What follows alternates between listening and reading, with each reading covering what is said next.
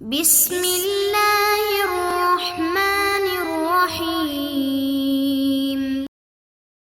بسم اللہ الرحمن الرحیم۔ السلام علیکم عزیز طلبہ، امید آپ حضرات خیریت سے ہوں گے۔ آج ہم شرح مئت عاملین کی نوع الخامس کو شروع کر رہے ہیں، تو سبق شروع کرتے ہیں۔ النوع الخامس حروف تنصب الفعل المضارع وہی اربعۃ احرف ان ولن وکی واذن۔ فأن للاستقبال وإن دخلت على الماضي نحو أسلمت أن أدخل الجنة وأن دخلت الجنة، وتسمى هذه مصدرية۔ ولن لتأكيد نفي المستقبل مثل لن تراني۔ اب ترکیب دیکھ لیں۔ النوع الخامس مرکب توصیفی، یہ مبتدا ہے۔ حروف موصوف، تنصب فعل، الفعل المضارع مرکب توصیفی، یہ تنصب فعل کا مفعول بھی۔ تنصب فعل ہی ضمیر اس کا فاعل جو لوٹتی ہے حروف کی طرف، اور الفعل المضارع مرکب توصیفی اس کا مفعول بھی۔ تنصب فعل اپنے فاعل اور مفعول بھی سے مل کر جملہ فعلیہ خبریہ ہو کر حروف ان کی صفت۔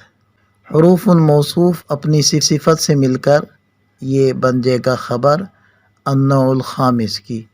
مبتدا اپنی خبر سے مل کر جملہ اسمیہ خبریہ ہو جائے گا۔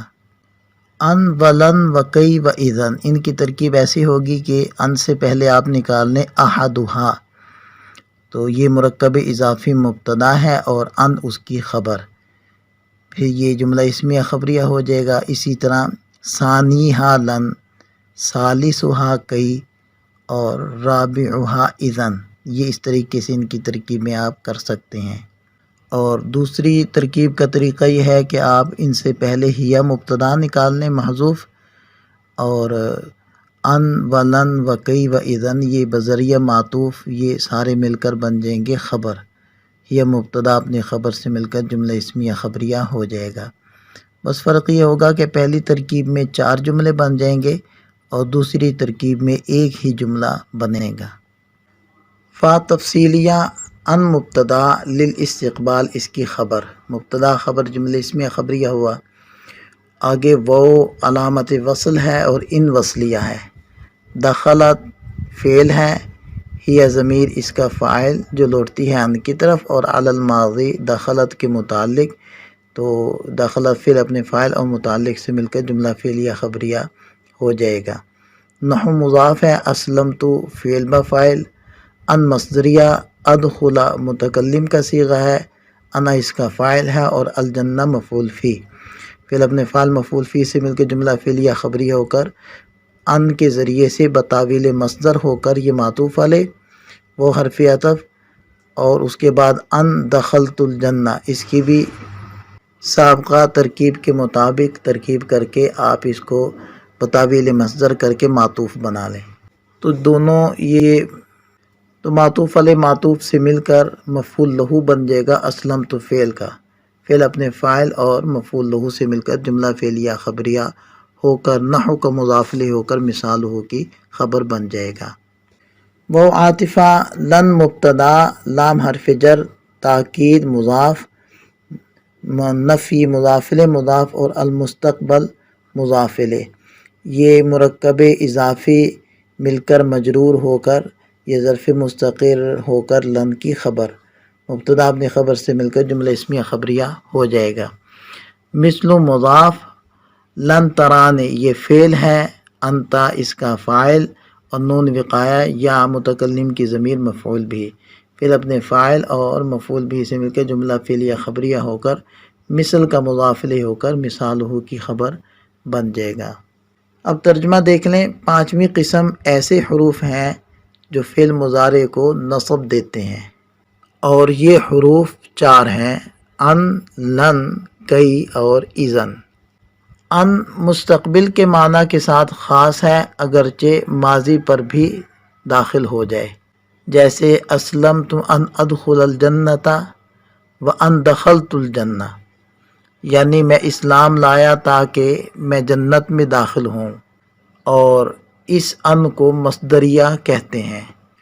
اور لن نفی مستقبل کی تاکید کے لیے ہے، جیسے لن ترانی، تم ہرگز نہیں دیکھ سکو گے مجھ کو۔ مصنف رحمۃ اللہ علیہ اس فصل کے اندر فعل مضارع کو نصب دینے والے حروف کو بیان فرما رہے ہیں، تو فرماتے ہیں کہ وہ 4 ہیں: ان، لن، کئی اور اذن۔ فا سے اس کی تفصیل بیان کر رہے ہیں کہ ان مضارع کو مستقبل کے معنی کے ساتھ خاص کر دیتا ہے، اگرچہ ماضی پر بھی داخل ہو، یعنی ماضی پر بھی داخل ہو تو اصل میں اس ماضی سے بھی مستقبل والے معنی ہی مقصود ہوتے ہیں، لیکن اچھے فعل کے طور پر صیغہ ماضی کا ذکر کر دیا جاتا ہے۔ جیسے اس کی مثال دیکھیں، اسلمت ان ادخل الجنہ، یہ تو فعل مضارع ہی استعمال ہو رہا ہے اور ان فعل مضارع کو نصب دے رہا ہے، ادخلا لام پر نصب آ گیا۔ اور دوسری مثال دیکھیں، ان دخلت الجنہ، اب ان دخلت الجنہ میں دخلت ماضی ہے اور اس کا معنی وہی ہے جو ان ادخل الجنہ کا معنی ہے، کیونکہ میں اسلام لایا تاکہ میں جنت میں داخل ہو جاؤں، تو جنت میں ابھی داخل ہوا تو نہیں ہے، اس لیے ماضی والے معنی مراد نہیں ہے، بلکہ نیک فعل کے طور پر ماضی کے لفظ کو یہاں استعمال کیا گیا ہے۔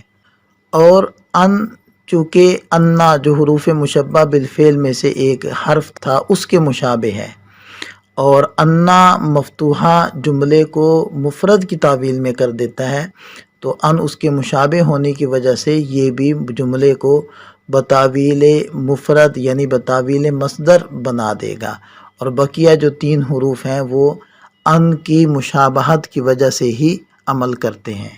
دوسرا حرف ہے لن، یعنی جب کسی فعل کی نفی کرنی مقصود ہو پھر تو لا کو استعمال کیا جاتا ہے، لیکن جہاں مبالغہ اور تاکید کے طور پر نفی کرنا مقصود ہو وہاں لن کو استعمال کیا جاتا ہے۔